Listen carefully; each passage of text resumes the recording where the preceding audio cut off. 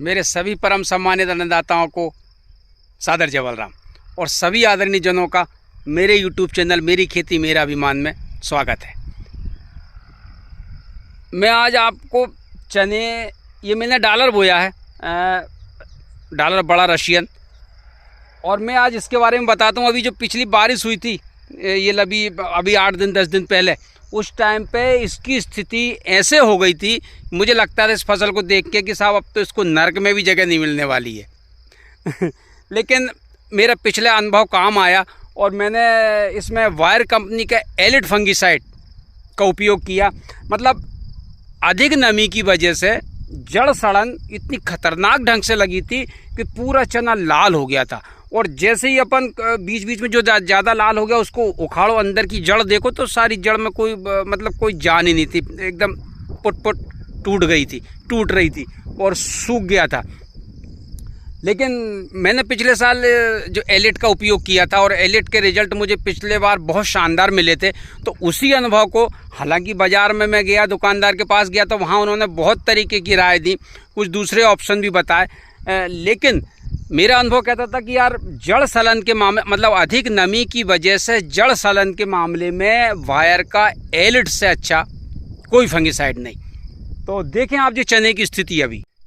जी भैया, ये चना है और इसकी उम्र आज हो गई है लगभग 2 महीना 60 दिन। और अभी अच्छा, इसमें लाल यूं पड़ गया था जी, क्योंकि इसमें हम पानी इसमें सिंचाई करके निपटे ही थे। मतलब सिंचाई होकर लगभग 3 से 4 दिन ही हुआ था और तीसरे या चौथे दिन बारिश शुरू हो गई और 2-3 दिन तक झला बारिश होती रही और अगले 4-6 दिन तक फिर रेगुलर कोहरा, धुंधार, धूप ना निकलना, ये सब स्थिति बनी रही।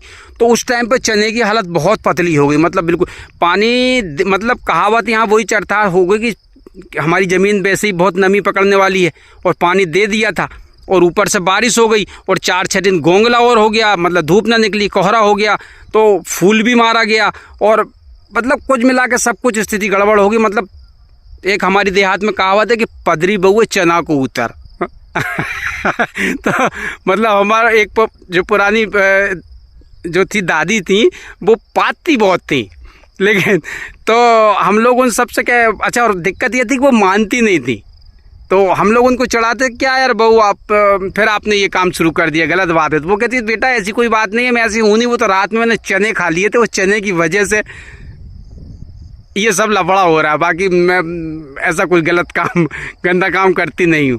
तो ऐसी कुछ स्थिति हमारी ज़मीन की भी है कि ज़मीन हमारी बहुत भारी है, जिसमें हमने पानी दे दिया और ऊपर से बारिश हो गई और फिर 2-3-4 दिन गोंगला हो गया। उस वजह से हमारी चने की स्थिति मरणासन की हो गई, इसको लग रहा था कि अब इस नर्क में भी जगह नहीं मिलेगी। लेकिन एलिट का मैंने उपयोग किया और आज हम एलिट के बारे में ही बात करने वाले हैं। तो सब एलिट वायर कंपनी का एक फंगिसाइड है, आप देख सकते हैं, ये एलिट का मैंने उपयोग किया है। और वायर का एलिट एक जो सिस्टमेटिक फंगिसाइड है, जो WP फार्म में यानी कि पाउडर फार्म में आता है, पाउडर फ्लेवर में आता है। और अगर इसके टेक्निकल की बात हम करें तो फॉस्फेटिल एल्यूमिनियम लगभग 80% इसमें आता है। और ये एक अंतःप्रवाही जो फफूंदीनाशक है, मतलब जड़ों से पत्तों की तरफ और पत्तों से जड़ों की तरफ सर्कुलेट होने की इसमें गजब की क्षमता है, ये बात मानना आप। तो मतलब इसकी ये जो क्वालिटी है इसको और फंगिसाइडों से जो अलग बनाती है, यानी कि रूट से लीव की तरफ और लीव से रूट की तरफ बहुत शानदार सर्कुलेट करता है। और मतलब अधिक नमी की वजह से जो भी फंगस हैं उसके लिए वायर के एलिट फंगिसाइड से अच्छा फंगिसाइड अभी तक मुझे नहीं लगता कि कोई बना हो। बहुत ही प्रभावी तरीके से काम करता है, क्योंकि मेरी जो चने की हालत थी उस चने की हालत को देखने के बाद और अभी आप जो फसल देख रहे हैं इसमें मतलब ज़मीन आसमान का, मतलब मैं पहचान नहीं पा रहा हूँ यार कि ये वही चना है जो कि जिससे कि मैं हार चुका था, या मैं ये सोच चुका था कि अब खेत में आने का कोई मतलब नहीं है, अब मेरी फसल चने की तो गई। लेकिन अभी आप देख रहे हैं ना ये चने की फसल, आपको क्या लग रहा है? कभी मतलब मुझे नहीं, मैंने देखा था पहला भी आया, मुझे लग ही नहीं रहा कि ये मेरा चना वही है। तो अगर अधिक नमी की वजह से कहीं आपके चने में कहीं कोई दिक्कत फफूंदी वाली हो रही हो, चना लाल पड़ गया हो, ग्रोथ रुक गई हो, तो ज़रूर आप एक बार एलिट का उपयोग करके देखें। अब कौन कौन की फसल पे इसका हम छिड़काव कर सकते हैं, तो ये अंगूर है, तरबूज है, केला है, मतलब सभी प्रकार की सब्जियों पर। और फसल की बात करें तो चना है, मूंग है, गेहूं है, इन पर बहुत शानदार तरीके से ये उपयोग करता है। और लगभग 1 किलो 4 से 5 एकड़ में हम इसका उपयोग बहुत आसानी से कर सकते हैं। लेकिन हाँ, स्प्रे के लगभग जैसे मौसम बिगड़ा हो तो या बारिश में भी अगर आप कर रहे हो तो स्प्रे के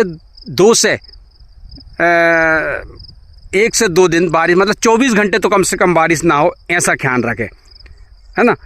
और प्राइस की जैसे अगर बात करते हैं तो लगभग 2400-2500 रुपये किलो के आसपास बैठ जाता है, यानी कि लगभग 500 से 600 रुपये एकड़ का खर्चा हम इसको एक मोटा मोटा मान सकते हैं। तो अच्छा, एलिट को मैनकेजी और जो प्रोपोनिप के साथ मिक्स करके भी हम इसका उपयोग कर सकते हैं।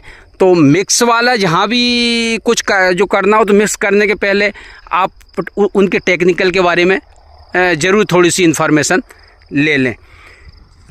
तो साथियों, कुल मिला के इसके रिज़ल्ट मैं तो यार आपको बता नहीं सकता, इसके रिज़ल्ट इतने शानदार मिले हैं कि मेरा चना तो वापस आ गया। और मैंने ये डॉलर 4 एकड़ में लगाया है, और इसमें से हाँ, 1 एकड़ की स्थिति ज़्यादा गड़बड़ है, क्योंकि वो उसमें दूसरे तीसरी बार पानी निकला था और ऊपर से फिर बारिश हुई थी, उसमें बहुत ज़्यादा नमी हो गई थी, इसलिए उसकी स्थिति ज़्यादा गड़बड़ है। बाकी उसको छोड़ के दूसरा अगर देखें तो बहुत लगभग 90% रिकवर हुआ है, ये मान लें आप। और इस तरफ साहब मैंने ये लगाया है, हमेशा से जो लगाता आया हूँ 9218, इसमें भी मैंने एलिट का ही छिड़काव किया और ये भी बहुत शानदार लगा है। तो अगली जानकारी मैं गेहूं के साथ लेकर आता हूं, क्योंकि गेहूं में भी मैंने इस बार 6 वैरायटियाँ लगाई हैं, जिसमें GW 513 भी है, पूसा 8759 है, पूसा तेजस 8759 है, 463 है, 300 श्रीराम 303 है।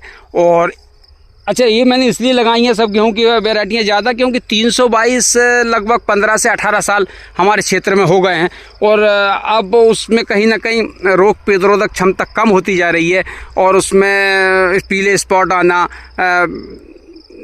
जगह जगह सूख जाना या ग्रोथ कम होना, इल्लियों का अटैक ज़्यादा होना, ऐसी कुछ समस्या आ रही हैं। तो ये अब उसके ऑप्शन के तौर पर ये GW 513 पर बहुत मुझे उम्मीद है कि ये उसकी जो 322 की क्रॉस भी है, और लगभग ये 2021 में लॉन्च भी हुई है, उस बार मैंने लगाई है। अभी तक अगर उसकी तुलना 322 से करें तो 20 ही जा रही है। अब फाइनल रिजल्ट उसको जब कटाई होगी तब पता लगेगा। तो अगली वीडियो में आपको गेहूं के साथ मिलता हूं, तब तक के लिए सभी सम्मानित साथियों को सादर जवल राम।